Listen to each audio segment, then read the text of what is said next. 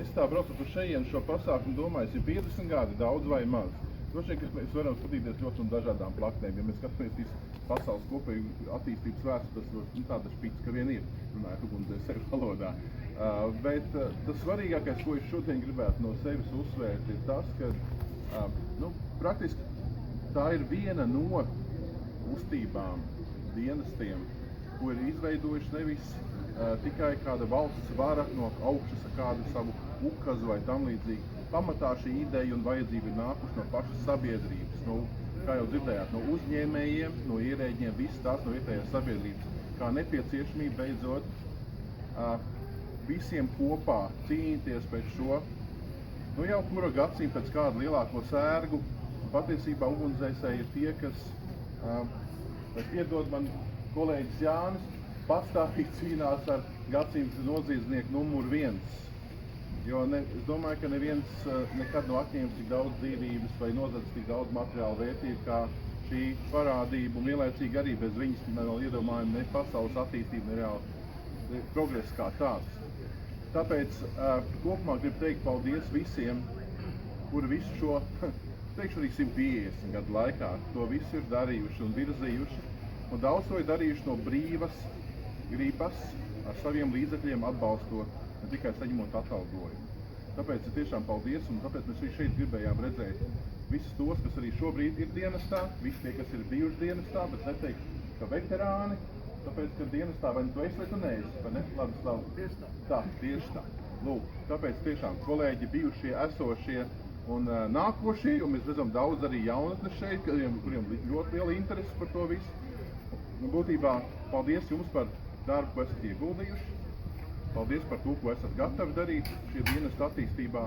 Un man tiešām prieks, ka neskatoties to, ka laika apstākļi varbūt šodien no rīta nebija tie labākie, šī kustība, īpaši jau to mūsu nākotni šeit pietiekami liela un tā interesi un tie vārti mūsu vaļā. Būtībā mēs atkal esam vairāk atvērti sabiedrībai, līdz ar to pieejamāk, saprotamāk un labāk līdz to sadzīvojam. Tā kā paldies visiem! Vēstures fakti ir minēti. Arī piebiedrojos paldies visiem, kas esat atnākuši un mazliet izstāstot par šodien brīvprātību. Ja mēs par vēsturi runājam, tad jāsaka, ka atgūstot neatkarību ir mazliet tas redzējums izpalicis vai arī vēlme palikusi neizpildīta, kad brīvprātības kustība sakārtot valstis. Šī brīdī arī šis jautājums tiek mēģinās centies sakārtot. Bet šobrīd Valmieras brīvprātību ugunsdzēsēju komandā ir 20 cilvēki, un tas ir spēks jau sākumā mums, kurš ir sabiedrības spēks, ar kuru var rēķināties, un tā pamatpunkts jau brīvprātības kustībā arī ir, kā saka, tautas armija, kas nelaimēji var sniegt palīdzību, kopīgi strādājot, tā izpratne un varēšana aug.